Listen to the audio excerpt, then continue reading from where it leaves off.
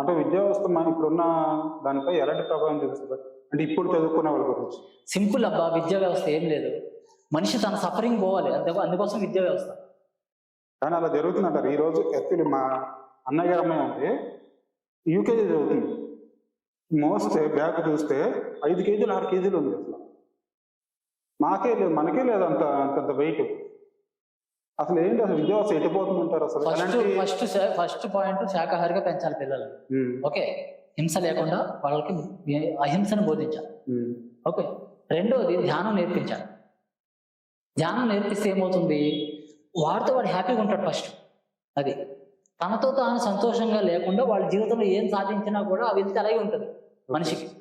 అది తనతో తాను హ్యాపీగా ఉన్నాడు అనుకోండి, పక్క వాళ్ళని డిస్టర్బ్ చేయడు.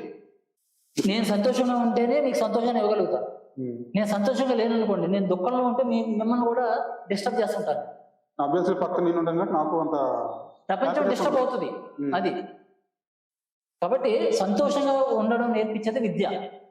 మనిషి తనకు తాను సంతోషంగా ఎలా ఉండాలి, అది దుఃఖం బారిన పడకుండా ఎలా జీవించాలి అని నేర్పించే దాని పేరే విద్య.